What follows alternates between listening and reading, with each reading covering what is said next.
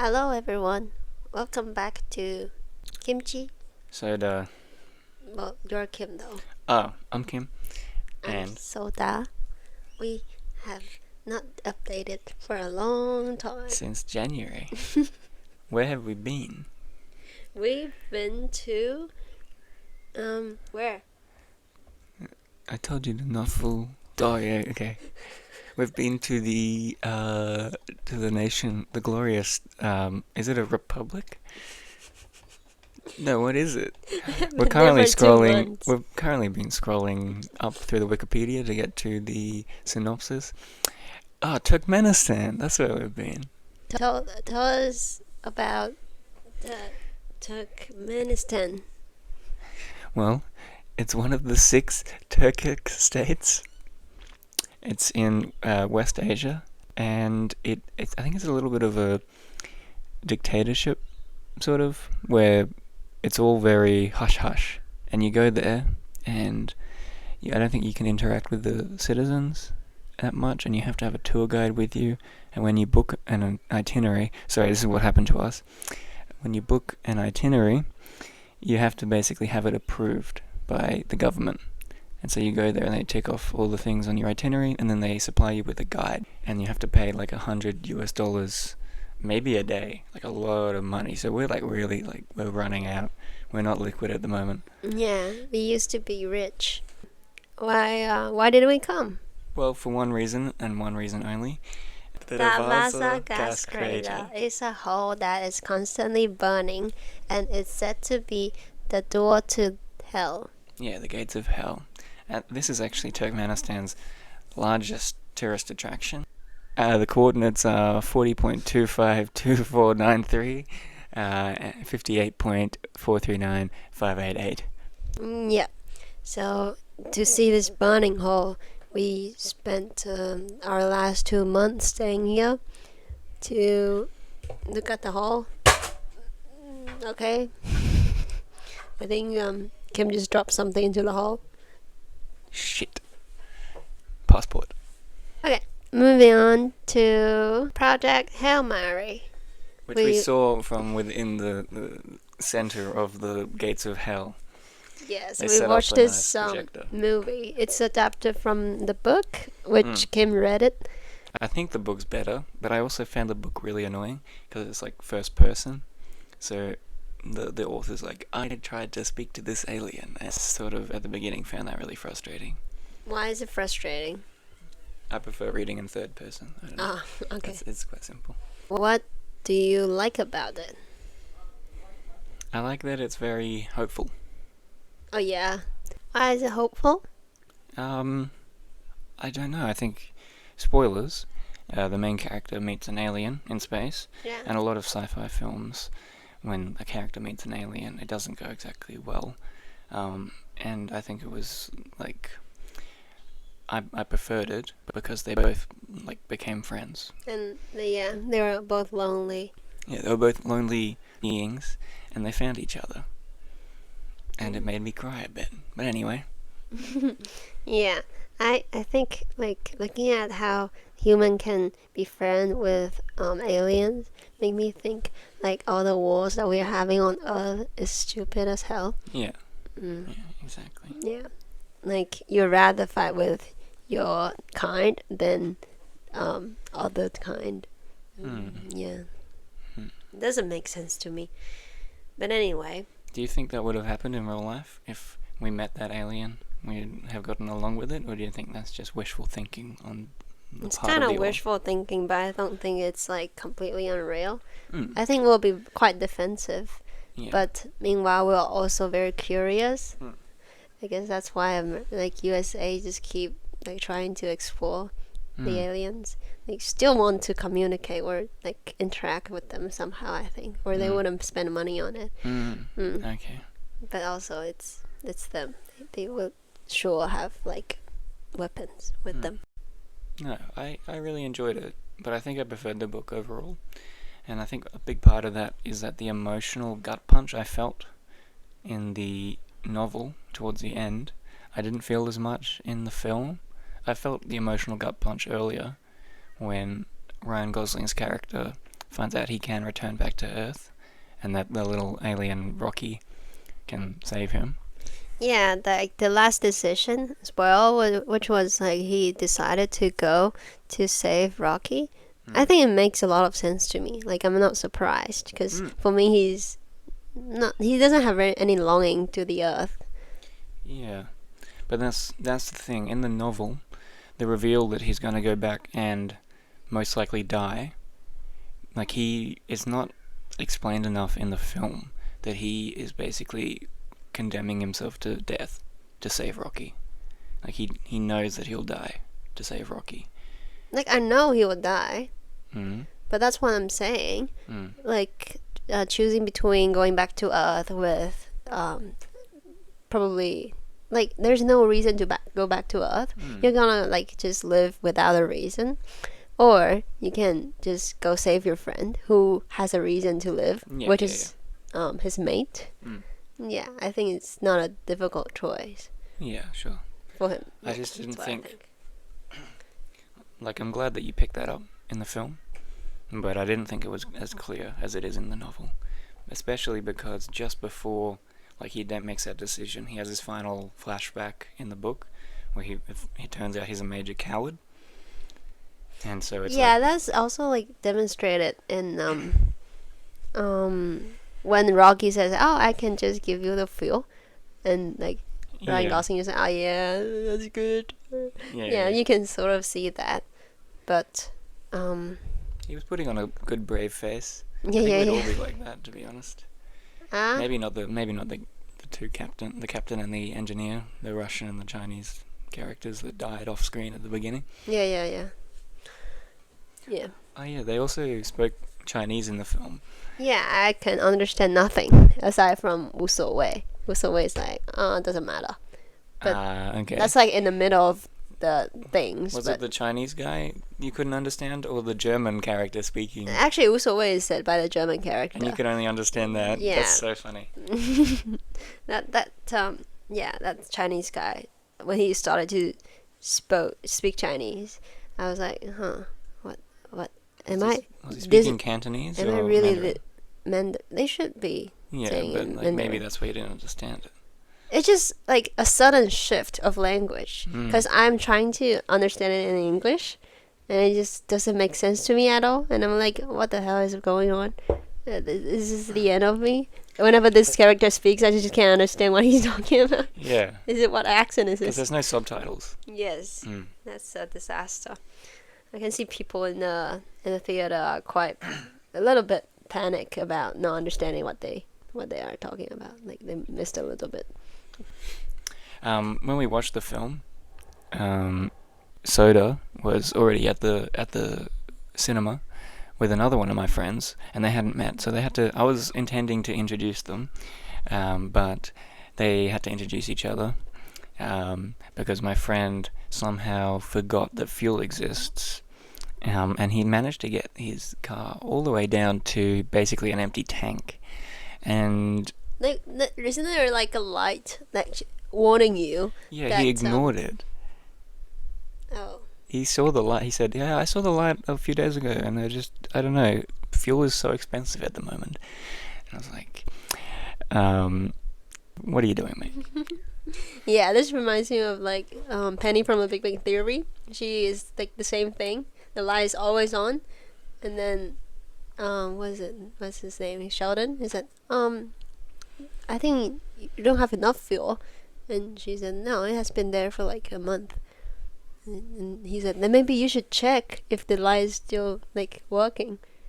And she said, no, I don't have a light to check the light. So she just keep driving like that. That does sound like him. But the funny thing was, we arrived at the cinema, and we got to the seats like a minute before the movie started, and we started watching. And just before the movie started, Soda and my friend decided to go off to the bathroom. Yeah, we've been watching all the ads for 15 minutes, and then left for the bathroom, and then the movie started. What the hell? So yeah, we ended up watching the full film, and they didn't, even though they were there like half an hour before. Yep. The story tells us traps for young players. All right. Moving on to the next topic, we're talking about the election in South Australia. In the midst of the film that we were watching yesterday, there was an election in South Australia, which is very far away from where we are currently.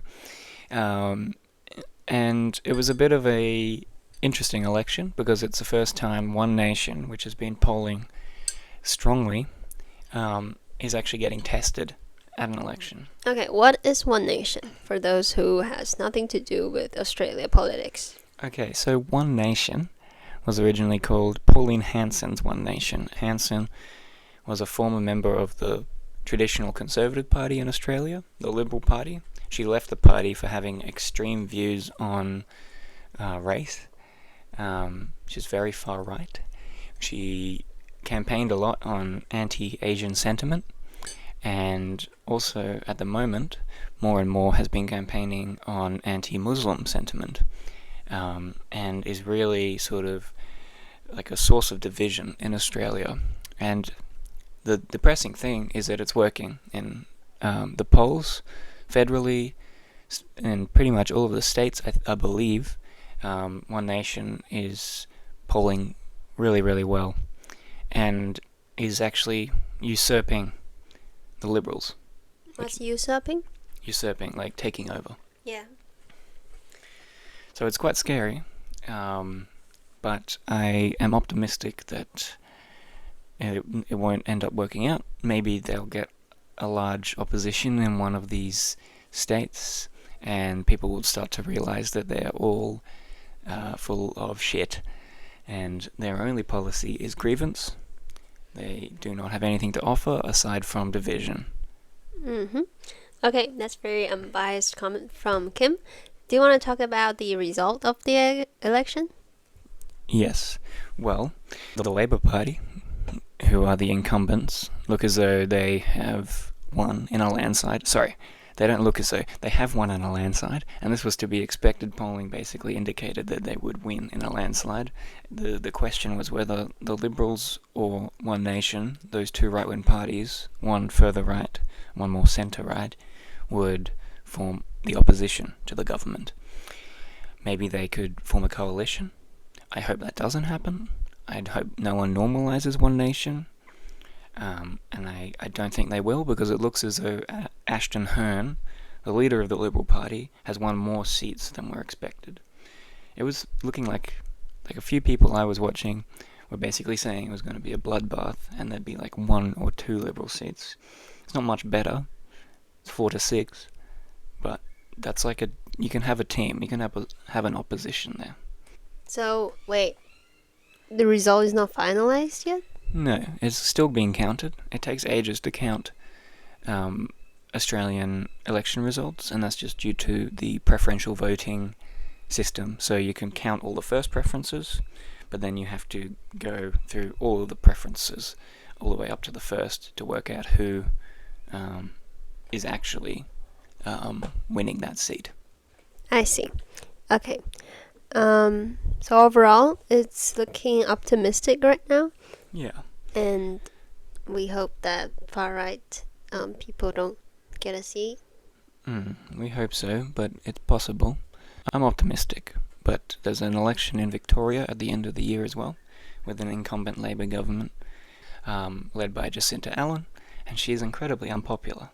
Like, people in Victoria and the rest of Australia really don't like her, and so it's more likely that the Conservative side of politics could form government there. But just based on preferences, it's still possible that even if they're unpopular, they can still win the Labour government. Okay. So if the podcasts still exist at the end of the year, then we'll look if this is true. And we can do little updates every now and then on how the polls are looking, because I think Victoria is a good litmus test for the rest of the country. It's traditionally the furthest left, I think, state in the country. So if they go and fall to One Nation, then there's little hope for the rest of us. Okay. Moving on. Soda, me, has phases for food. The last one is basically kimchi, as shown in our name of the podcast. Yeah, and during that period, we just keep buying kimchi every day and trying them out. I think we did kimchi review in our first episode, but that's in the past. I've moved on. So you've moved on, but was there something else in between? So you went through the kimchi phase. You went through the bibigo dumpling phase. That was another one, but I think that was hand in hand with the kimchi. Yeah, but well, I'm still buying it. Oh yeah, you're just like less intense about it. Yes, it's an ongoing addiction. What else? Croissants. It's also an ongoing. Yeah, yeah. Recently, it's steam eggs, and steam eggs. Oh my god. Is basically just water plus eggs, right? Hello. Yes, that is a steamed egg. Why is it? Why is it funny? Why is that funny? I don't know. It's like a math equation. Steamed egg equals water plus egg. And for those who doesn't know, pudding is just basically another type of steam eggs. You replace water with milk, and then add some sugar. With steam eggs, you add soy sauce and salt. Yes. And no milk. No milk. So these are our two formulas, and they're so good because they are easy to make. Not really. Easy to make in the way that you mix it all up, and then you put it in a little pot and you try and steam it. But that's where the problem lies. Yeah. So I used an actual steamer, and it did not work. It took about half an hour to steam the pudding. Yes, and if you steam a pudding for too long, or the fire's too strong, too big, the bubbles in the egg will not have time to escape. So it becomes sort of like curdled. Yes, they're all stuck in the egg, and which would taste like shit. It doesn't taste good. But tastes like sponge. I ate the whole thing. Oh, really? Because, Soda refused to eat it. I had a bite and had to go home. Yeah, that was sort of it. But yeah, we've tried other techniques. We've tried just using like a little steamer, putting it in the pot, and that works. Yeah, and just a regular pot works. You do it between 10 to 15 minutes, and then the bubbles don't get as bad. Yeah. After you mix those ingredients, remember to put a foil on top of the bowl, and then poke a few holes so that it can breathe. That can prevent the surface from being bubbly as well. Yeah. Oh yeah, true. I wouldn't use like the steamer that I use, which is basically two pots on top of each other. I'd use one where you put it in the pot that's boiling, or there's a little hack. You can get a little bit of alfoil and turn it into a ring, and sit the bowl on top of it. And then it gets convection from the boiling water, and also gets steamed. So it goes a bit faster. And for those who are looking for sweet pudding, you are strongly recommended to caramelize sugar, because that's how they sell it in the restaurants and cafe. Yeah, and it's much better. Yes, you just put sugar into the pot and then steam it. Not steam it, like just heat it up, and it will start melting, and it turns gray, and you add some water, and then keep just cooking it, so it will become watery caramel sugar. Watery caramel sugar. Yes. You're very much selling it. Yep. And pudding are not meant to be eaten hot. This is something that we've learned. Yeah, you got to put it in the damn fridge. Yes, so it takes a long time. So after you boil it, you cool it down for another 30 minutes, and you put it into the fridge for another 30 minutes. It takes like 2 hours in total, including the washing, dishwashing. So it is a very intensive. Yes, I can see why people are selling it outside in a cafe and not making it themselves. Yup. But it's worth it. Yes, because like the pudding they sell outside are so tiny, like tiny, and they are all like pricey. So when I can make it myself, I can just make a huge bowl, which is like 4 times the portion they sell outside. Yeah. So good. The last topic, we're yapping a lot this week. is our friend groups. So I think Cam, yeah. Do you guys know he visited me in January? I'm not sure. I think so. We stopped updating around that Yeah. time. Yeah, he visited me during January, and he met my friends, and I also met most of his friends yesterday, which is difficult to fit in because I get overwhelmed and overstimulated when there are more than one people, more She than one goes person very talking. quiet. Yes, I just mute myself. Which is okay. But you got along with them, I think. Huh? They liked you. How do you get along with someone if you don't speak? Well, it's inoffensive. You're not offending them. You're not just not saying anything. It's like saying, "Oh, I get along with this mug of tea." Mug of tea. Yes. Yeah, no, it's not quite saying that. This mug of tea can get really jump scared by random noises and movements that my friends do. Yeah, like I don't just not speak at all. I make noises when they scare me. There's a friend who just moves unexpectedly, so I just get jump scared. Ah! Make some noises like that. Yeah, it's really funny, but it's okay. None of your friends do that, which is nice. But I got along with all your friends. Yes, I feel like when Kim, because I guess it's a language thing as well. When Kim came, we all were speaking English, and those who doesn't really like speaking English just mute themselves as well. Yeah. And the rest of them just engage with you in English. So you are like sort of part of the conversation. You're vital to the conversation we were having. Yeah. But it's like with these guys, Kim's friend, they're always speaking English. They're not speaking Chinese, and when they speak English, it's quite fast. Topics are really irrelevant to my daily life, which is films and films and films. Hey, we don't just talk about that though. What else? We talk about Time guesser. Well, yeah, that's what That's one also of my very friends, irrelevant to my life. this one friend, as soon as you get him on Time Guesser, he will spend like half an hour showing like new people how it works. Yes. He loves it so much. What else? Using knife, illegal like porting. Those are stories, Soda. Those are stories. Yes, that I understand, but it's hard to comment on such weird stories. Yeah, but that's why they're great. Okay. Yeah, it was nice meeting those guys, although I was overstimulated. Any last comment?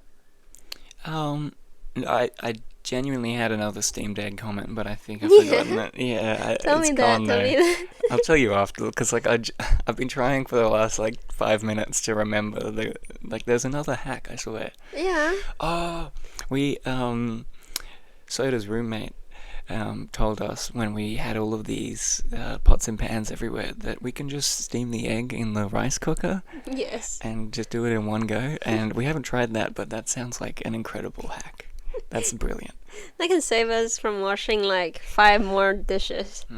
Oh my god, oh my god, we forgot to say before you steam the eggs, you have to filter it. Oh yeah, don't put that through without a filter. Yes, the bubbles are there, and like the Like slimy and Yeah. coagulated. Yeah, those pot that's like that doesn't go through the what's it called? Strainer? What? The strainer. They will taste very hard. Yeah. If you like, you can try it. It'll taste hard. Terrible. So just strain it. Yup. Yeah. Okay. Well, hope you have a steamed egg Sunday. Egg. See you next time. Bye.